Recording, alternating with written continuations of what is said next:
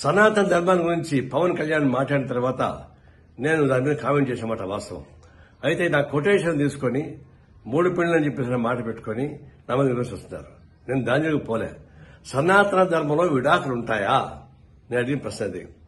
సనాతన ధర్మంలో విడాకులు లేదు. ఎందుకంటే ఒకసారి పెళ్లి చేసుకున్న తర్వాత భర్త ఎంత వేధించినా, ఎంత ఏడిపించినా, వాడు ఎంత ఏదో పని చేసినా అతనితోనే కాపురం చేయాలి. భర్తని వ్యతిరేకిస్తే ఆయన పాపానికి పోతారు అని, భర్త చనిపోతే చితిమంటల పైన భార్యని కూడా తగలబెడతారు అనేది దాని సారాంశం. అలాంటి సారాంశం నెత్తికెక్కించుకొని పవన్ కళ్యాణ్ మాట్లాడుతున్నప్పుడు మరి విడాకులే లేనప్పుడు మరి మీరు ముగ్గురికి విడాకులు ఇచ్చారని చెప్పేసి ప్రశ్న నేను ముగ్గురు ఒకసారి పెళ్లి చేసుకొని చెప్పలే. విడాకులు తీసుకొని పెళ్లి చేసుకున్న మాట వాస్తవమే, అది నాకు ఇప్పుడు తెలుసు. నేను దాని వరకు ఇప్పుడు పోలే. నేను ఫస్ట్ టైం అంటున్నా.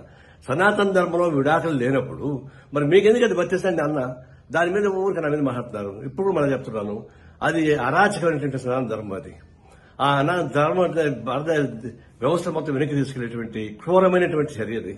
అలాంటి క్రూరమైనటువంటి ఫిలాసఫీని ప్రచారం చేయడం అనేది చాలా ఘోరమైనది.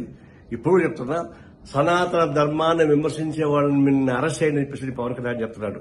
నేను చెప్తున్నా, సనాతన ధర్మాన్ని సమర్థించే వాళ్ళని అరెస్ట్ చేయమని చెప్పేసి చెప్తున్నా. పవన్ కళ్యాణ్ వాళ్ళని అరెస్ట్ చేయాల్సిందే. అది మన సెక్యులరిజానికి, ప్రజాస్వామ్యానికి, మన రాజ్యాంగానికి అర్థం పట్టే పద్ధతిలో ఉంటుంది. కాబట్టి సనాతన ధర్మాన్ని విమర్శించే వాళ్ళని కాదు, సమాజాన్ని సమర్థించే వాళ్ళని చర్య తీసుకోవాలని కోరుతా ఉన్నా.